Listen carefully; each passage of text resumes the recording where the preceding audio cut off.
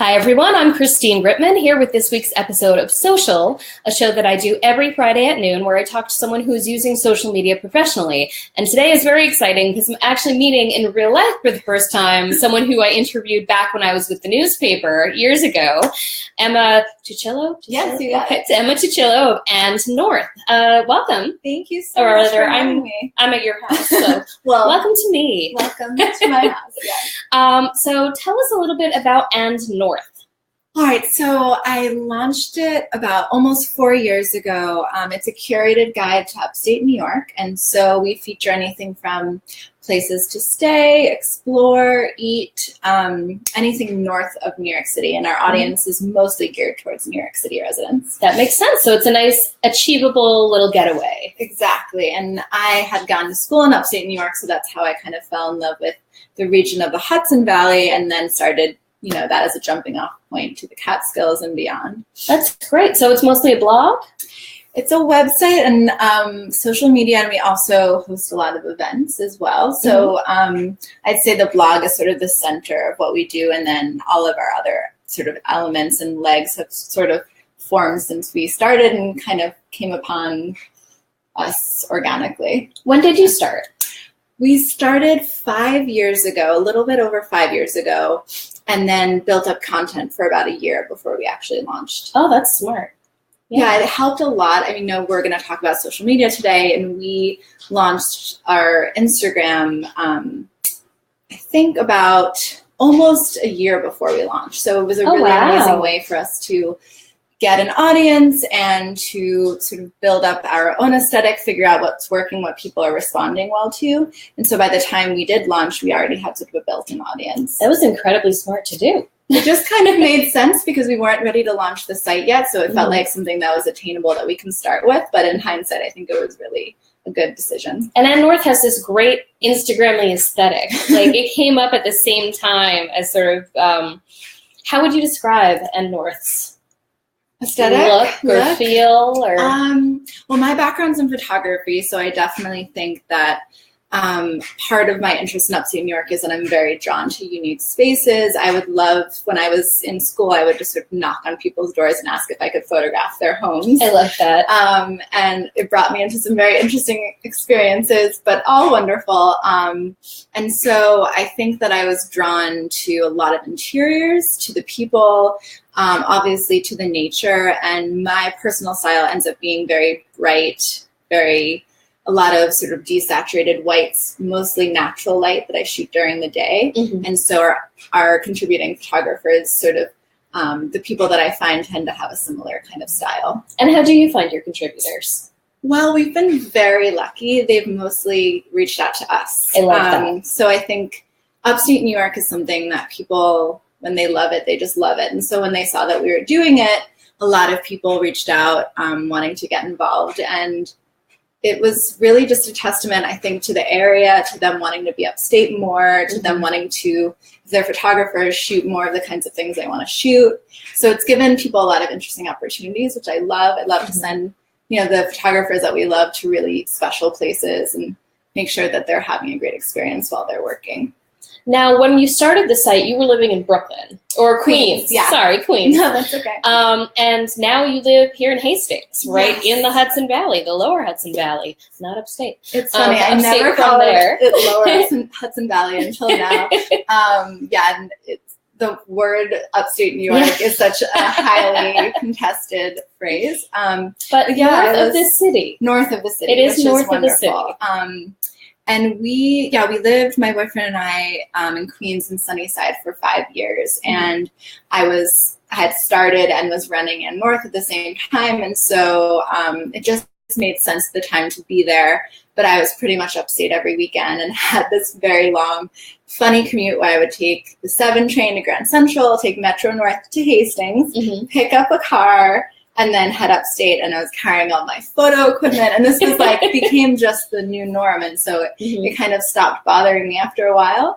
And now that we're here, it's obviously so wonderful and so much easier to sort of get upstate and to get where we need to go. Absolutely. And have you been exploring different areas now than you did when you were coming up from the city, or kind of the same? Yes, I think that it allows me to explore a little bit more, whereas before I had to sort of plan out my trips very specifically because I knew that I had to get upstate and be somewhere for 2 days and then get back to Queens. And then, of course, being back in Hastings, I've been exploring the river towns more than I did then. And so my boyfriend and I grew up here. And so coming back, there's so much new business, amazing restaurants, but also the history that I wasn't that interested in when I was a kid, I now am so fascinated with.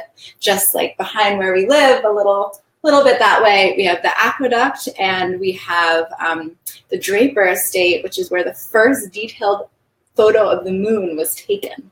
Wow. Which is amazing, in the 1800s, and it's a beautiful photo. That you is have to cool. look it up. So there's so many things now that I'm interested in because we're here. Oh yeah, and I'm sure There's your observational, the things that you notice have changed so much, not only from being an adult, but also especially doing what you do with And North. Absolutely. I think, there's been this amazing community that I feel like I've just joined organically because people know about And North and they want to meet up, and that's been so lovely. And we were just talking about Atland, which opened at Dobbs Ferry, and she knows a lot of people I know from upstate, and so it's been really exciting in that way. I was thinking that whole store, Atland, is a new place that recently opened in Dobbs Ferry, and I was thinking that it looks very Instagram-y. Like every moment, it's very beautifully designed. I really kind of can't get over it, actually. Yeah. I'm amazed, especially having grown up here. It's amazing just to have the cool restaurants we have, but now to have that shop, I just feel like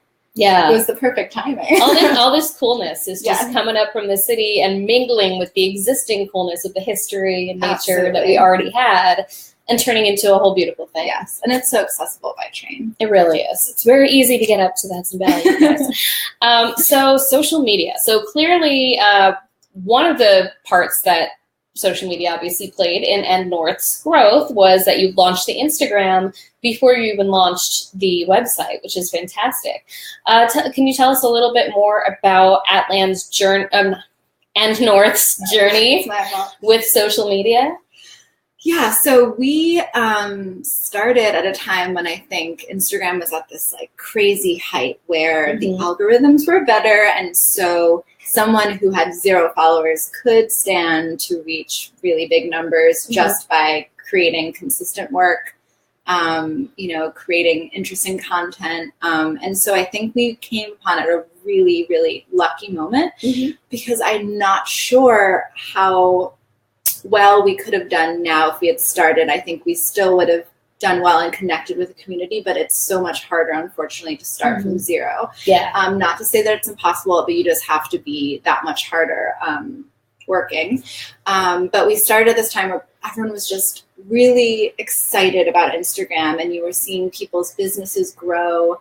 I remember following Ariel Alaska, which was a woodworker who now has sort of turned into sculpture, and she really started her business on Instagram and became so renowned. A lot of people are doing that. A lot of people, their entire business is run on social media. They don't have, years ago they would have gone right to Etsy, and before that they would have gone right to their they would have gone right to their own website, and now they almost don't even need those things because they can literally just be an Instagram.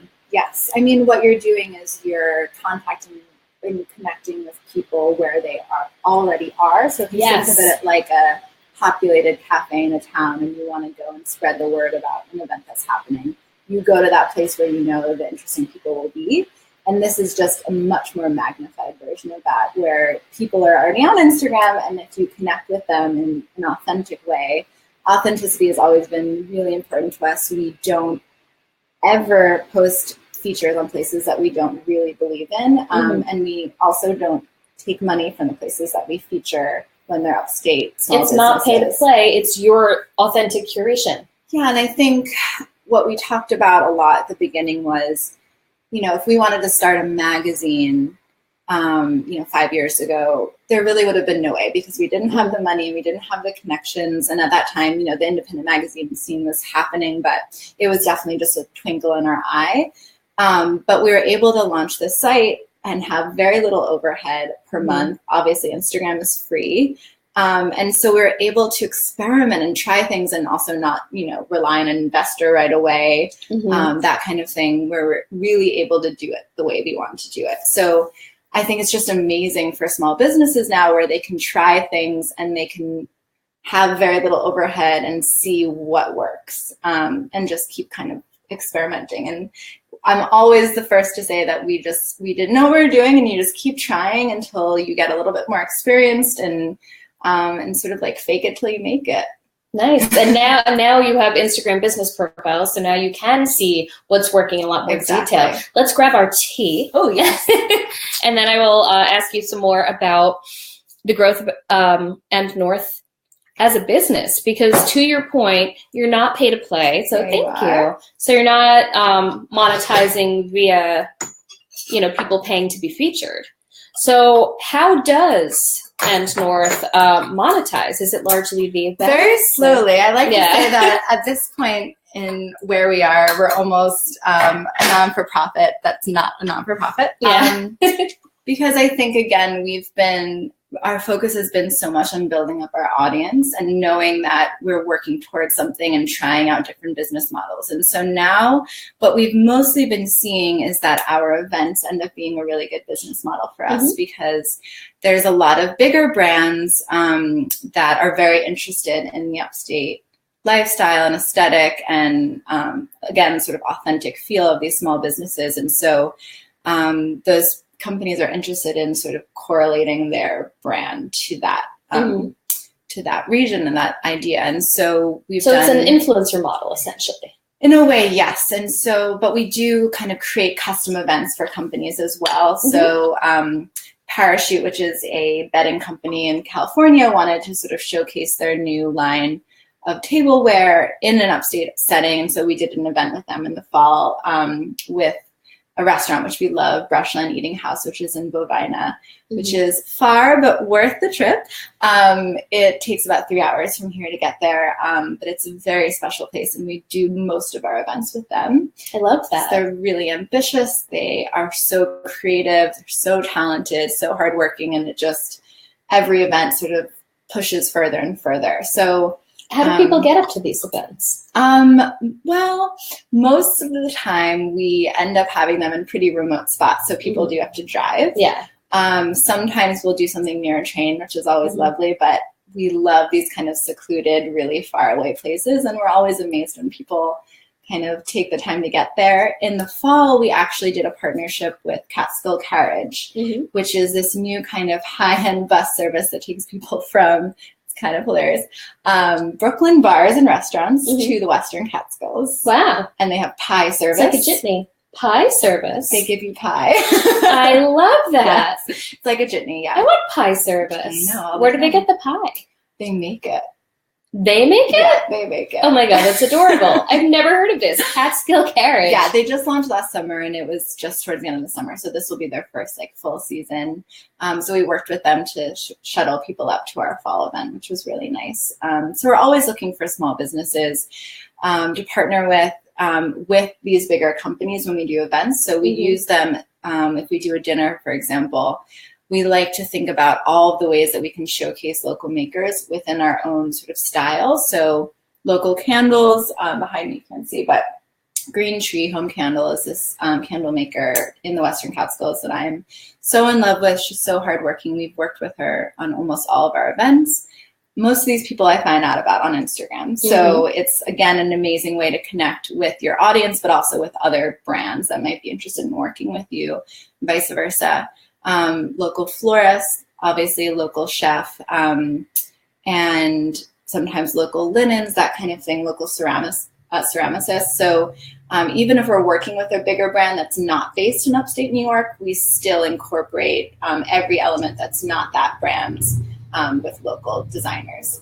I love that. Now, you mentioned that you find a lot of these wonderful treasures to explore via Instagram. Definitely. So how do you find them? How do you peruse Instagram? I'm sure some of them reach out to you as well. Yes, we've been lucky in that respect. I also think that once you tap into a community on Instagram, that things just become a little bit easier to find, especially with upstate New York, where we want to focus on businesses that have already been there and locals, but also a lot of new businesses that are coming in from the city, young people who are putting their heart and soul into a new shop or a bar or a studio of some kind or farm. And so I'd say it's a combination of sort of always keeping my eye sort of to the area, but also if you follow one person, that person might recommend someone, or you might see that they were together, and you kind of just keep clicking around and seeing what's interesting and what's exciting to you. I love direct message on Instagram. It's a simple thing, but it's a really amazing way to connect with people without having to send an email or making a phone call. It's kind of like a quick way to say hello, and then you can take that further. That's how we put the show together. Oh, yes. Absolutely. I forgot about that. So we've met a lot of people at the Brushland Eating House that I mentioned. We met them on Instagram 4 years ago. We had no idea where they were. We didn't know where Bovina was. And we were at this point where we were kind of saying yes to everyone. So they invited us up. And luckily it became this amazing friendship. They have this amazing restaurant in a town where there's nothing except a general store that's been there since the 1800s. Oh, wow. Very special place. Nothing else in this town, but it's a series of towns that are very special that are all kind of interconnected. Andes, Delhi, Bloomville. And so we just sort of took a chance and had this amazing winter weekend. It's beautiful. And from there, we decided to do this greenhouse dinner, which was our very first event, which was just 2 months later. Our first dinner, it was 5 feet of snow on either side of a greenhouse that we heated ourselves. Goodness. This is not like a glass greenhouse, fancy pants. Like this is like a loop, one of those where you grow tomatoes. Oh, wow. And we had a 5-course dinner, and everyone wore fur and warm clothes. And we had a fire afterwards, and they had sort of turned the adjacent greenhouse into a makeshift kitchen, and theirs was not heated. So they were like in Siberia, and the salads were coming out very chilled just in the air. But it was just amazing, again, because we met them. They reached out over Instagram. They had sort of just launched their business. We had recently launched ours. And you just never know who you can meet. And we've actually made a lot of friends that way. Do you follow any hashtags now that you can follow hashtags? I tend to follow hashtags. I definitely look up hashtags that I love. I follow our own, obviously, which is hashtag Ann North. I love gatherings like these, which is a friend of mine, Zio and Sons, who's based in Hudson. It was just a really beautiful hashtag. But I don't end up following too many more than that. Yeah, if you follow too many, it just gets very cluttered. Yeah, I'd rather follow people than hashtags, but I definitely utilize hashtags for sure. So obviously Instagram has played a huge part. It's very kind of synchronous with the website. Have you used any other of the social media platforms for Ann North? We definitely use Facebook. Funny enough, Facebook is definitely not my favorite medium. I tend to find that with Instagram, it brings me actual joy to sort of use it as almost like a magazine subscription where I follow people who are posting beautiful things from all over the world, and I feel like I'm able to travel through it. Facebook, I end up feeling like it sucks my soul sometimes, obviously with, news feeds, and I definitely use it in that way also, but I think it can be overwhelming. But with all of that to be said, when we do a new blog post, because you can't, you can put a link in your profile on Instagram, but you can't put a link in your caption, it's very hard to get people to actually go from your Instagram to your blog. And that's something that we're always trying to figure out how to do better. Now it's a little bit better with Insta Stories because you can link there to a website, and that's very helpful. I think you can only do that if you have over a certain number of followers, but you do. That's true. I heard the same, though.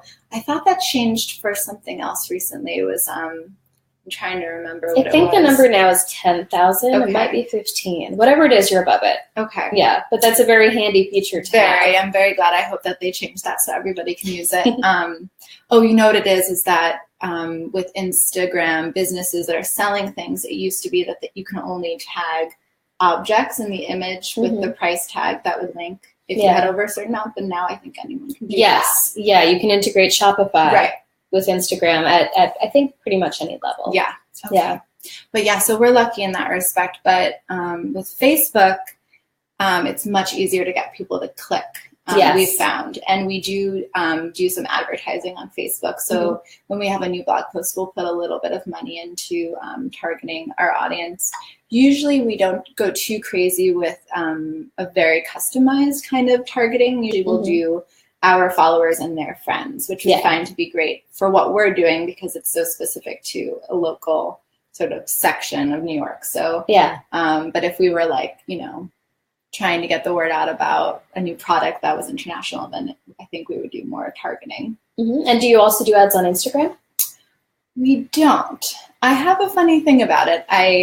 For some reason, Instagram is very sacred to me. And I feel like when I see an ad on Instagram and I like it, and then I realize it's an ad, my heart sinks a little bit. I don't know what it is. It's strange. To me, I know it's harder with algorithms and everything, but we tend to not like to advertise on Instagram. You don't want to muddy the relationship. I think that's what it is. I think we're so connected with our audience, and so we want to make sure that it always feels authentic. Do you do any Facebook? It doesn't matter. Do you do any Snapchat? We don't do Snapchat. We do Insta stories a lot. I just never got on the Snapchat train. We do Pinterest internally as a team when we're planning events, but also for our audience. And then we did start Tumblr as well. There's so many platforms, and it's sort of, and we have a Twitter also. But because we're so visual, I feel like Instagram always feels like the right place to put our effort, because all of that takes so much time. And not to say that you can have multiple and sort of find what works for you, but I think for us, it's mostly been Instagram and Facebook. And then we have it set up automatically where our Instagram posts go to our Twitter also. So we know that we have content, but we don't have to focus too much on it. It's technically there. It provides information, especially for blog posts, new blog posts. But the best way to experience And North is visually. I think so. Or in person. In person. Yes, we love meeting our audience in person. We're in a little bit of a transition with our blog right now, because what we noticed is that our articles are very much like magazine articles, and we'll put many weeks into one post. We only were posting once a week for a very, very long time, working with writers, working with our editorial director, Sylvie, our design director, Tim, and all of our contributors. And while we now have an archive of about 170 posts, so for a long time, we never took a break from that once a week post structure until last year, actually, when we took a little bit of a break. And we're really proud of that archive, but what we're kind of seeing now is we really want to find more ways to get people to come to the site and give them really useful information. And, of course, link back to these long form stories that we've done. But we realized we're putting a lot of our, most of our resources and our time into what was being seen the least. And so being realistic about that and sort of coming to terms with that, now we're focusing more on these sort of ultimate town guides on our site, which will be a kind of combination of lists and like really good little tidbits and history that we're hoping that people will use on the regular when they're going upstate, and then using Instagram as a way of creating more interesting lifestyle content. And you mentioned magazines before. That could be a very interesting avenue, selling ads and having them for free at certain, areas that you love upstate. Absolutely. We've thought a lot about printed materials, and we love printed materials. Our design director is so talented. We always want to showcase his talents more and more. We came close to working on something, and, I'm very used to things kind of building up and falling apart and building up and falling apart, and that's kind of part of running a business. But we had kind of talked about this big idea, and now we're thinking, perhaps something like a cookbook with local upstate chefs where we can sort of highlight some of the gatherings that we do would be a lot of fun. And then also with these town guides having sort of small printed elements and having a really simple event to kind of launch these guides, bring people to Kingston, for example. All of the places that we feature will participate, and we'll kind of send people on their way with these guides. So that kind of thing is really exciting to us. I like that. Well, that's fantastic. And of course, the way we can keep up to date with any of these developments is by following Ann North on Instagram, right? Absolutely. Please do send me a message. And if you have an interesting business, we're always excited to learn about something new. How far south do you go and how far north do you go? Well, I know we say upstate New York, and again, it's a very it's just north of the city. North of the city. So we are, because I'm here, starting to include more river towns. And so far, we've gone as far north as Buffalo, though we haven't done as much in like the Finger Lakes and that kind of area as we like. I'd say our prime focus is the Hudson Valley and the Catskills, but we want to explore more of the Adirondacks and the Finger Lakes. So it's kind of all fair game at this point. And do you stay in New York, or do you do a little bit in like Western Massachusetts? We are very funny. I would say I'm very funny. I love those regions. I love the Berkshires and Maine and all of those places, but having a really sort of keen focus was really important to us. So staying within New York has always been kind of the focus as of now. I am a big fan of that as a lifelong New York State resident. Yes. I mean, there's so much here. You can never run out of places to visit. And I mean, you snap and there's a new place that's open. So it's really exciting to explore. Awesome. Well, thank you so much, Absolutely. Emma. Thank you for coming over. Everyone needs to check out Ann North, your curated guide to the awesomeness that is New York State mainland. Let's not call it upstate, mainland New York State. And I'm Christine Gritman. I do this show every Friday at 12 noon Eastern Time, where I talk to people about how they're using social media in their small business. So join us again next week. Bye. Thank you.